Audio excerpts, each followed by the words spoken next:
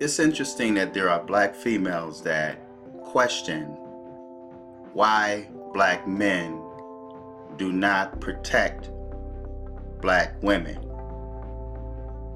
I'm going to make a video on this topic maybe a little later today.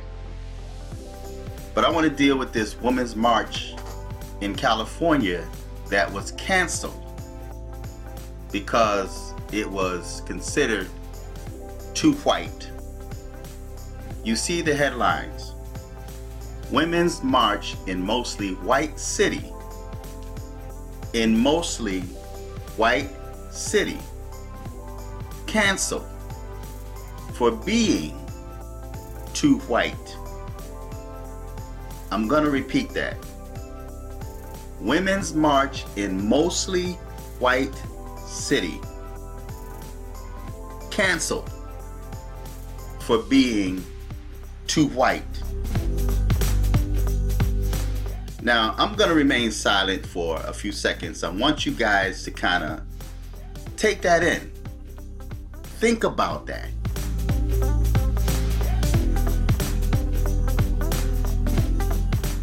A women's march in Mostly White City canceled for being too white.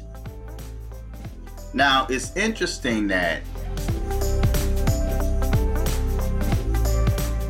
it was canceled for being too white, but yet they move when black people move into their neighborhoods. I talked about this in past videos, where the black women are being used, and even black men are being used by these white feminist groups to pass their own agenda. And they can't do it without you. Because if you notice, whenever there's a march, there's always Black Lives Matter. The loudest people you hear that's protesting are black people. Angry black females. Aggressive black females. Black Lives Matter, Black Lives Matter. And then they have to have a black female to stand up as a spokesperson. And she's got the loudest mouth. And in the background, white women are cheering and praising her on.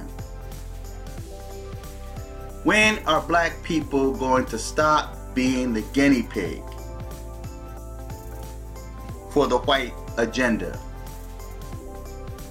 They don't want you in their neighborhoods, but yet they want you to partake in their feminist agenda. Now, I'm going to read this article, and I will put the link on the bottom, and you can check it out for yourself. Is no march at all better than a march with the wrong demographics? Now, you would think because it's primarily a white city, there would be no problem with the women of that city, white women, protesting. And you would think that they would be able to pass their agenda over because of the fact that they're white, living in a predominantly white neighborhood. Organizers of a women's march that was scheduled to take place in Eureka, California on January 19th wound up calling it off over concerns that there were going to be too many white people there. Up to this point, the participants had been overwhelmingly white, lacking representation from several perspectives in our community, states a post on the group's Facebook page. Instead of pushing forward with crucial voices absent, the organizing team will take time for more outreach. Now, I'm wondering if they're going to take time for more outreach to bring more diversity into their white city. I wonder how many black people they will allow to move into their white city. The same type of energy that they want in their protest, in their march. I wonder if they would like that same energy to live next door to them. Or will that white city, or the members of that white city, call the police on them, like we've noticed or witnessed lately? White people calling the police on black people for doing nothing, or for just sitting inside of a hotel. Although that person's got a room, they are paying customers, but police was called on them. But now that the feminist movement, the white feminist movement, want to pass an agenda, they need more diversity. Now they say diversity, but what they really mean is black women. They want the black women to take the reins, to be on the front line, to be anti-black men.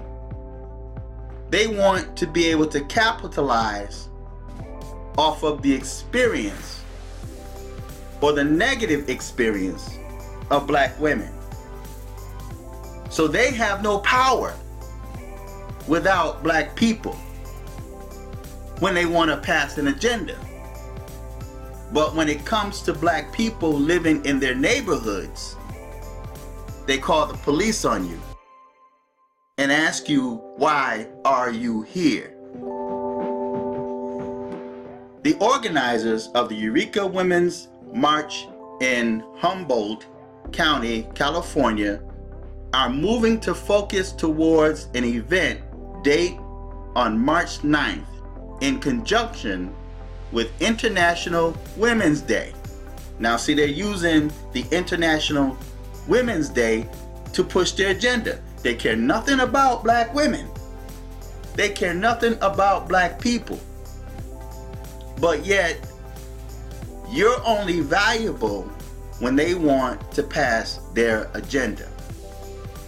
To ensure that the people most impacted by systems of oppression have an opportunity to participate in planning, another posted stated. We fail to have the type of collaboration needed to be inclusive of some of the most unrepresented voices in our community, namely women of color and people who are gender non-conforming. I told you.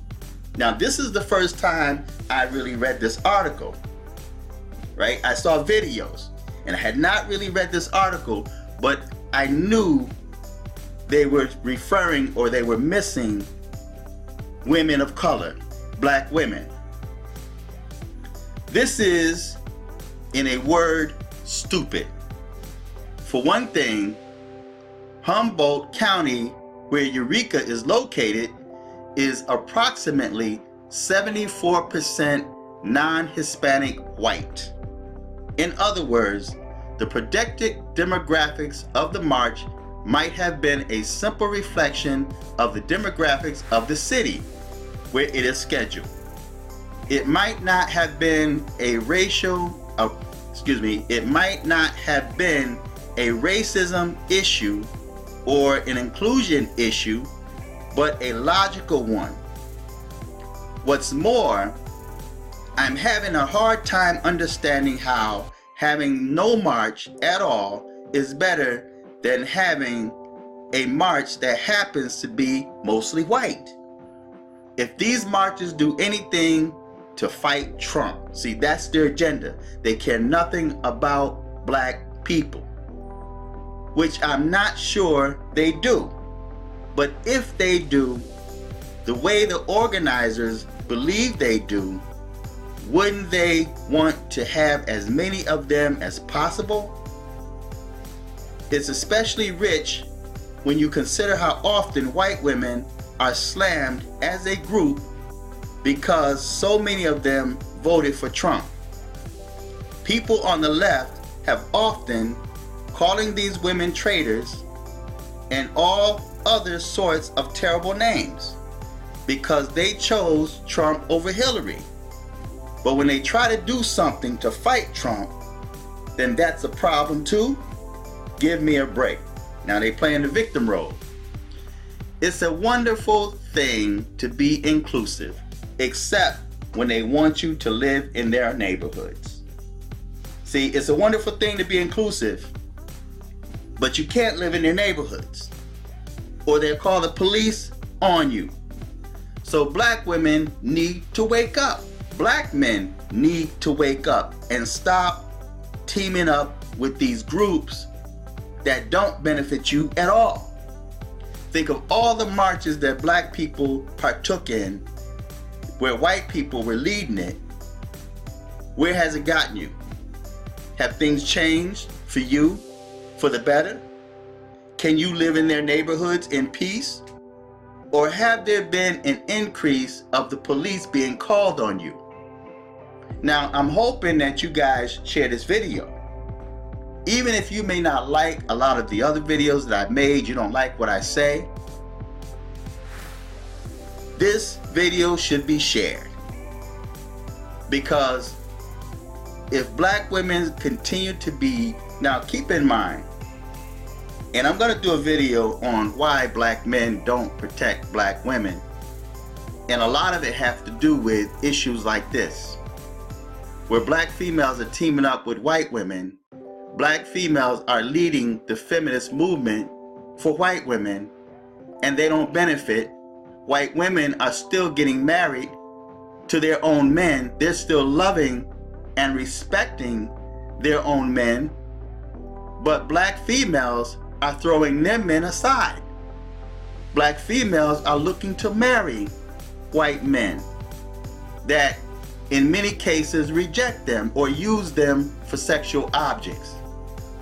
See, so as long as your family member is in an uproar, as long as you're a single parent mom and you're raising children alone and your men don't respect you and you don't respect your men, they want you to lead their marches to pass their agenda while they're still living in their suburban all-white neighborhoods without you.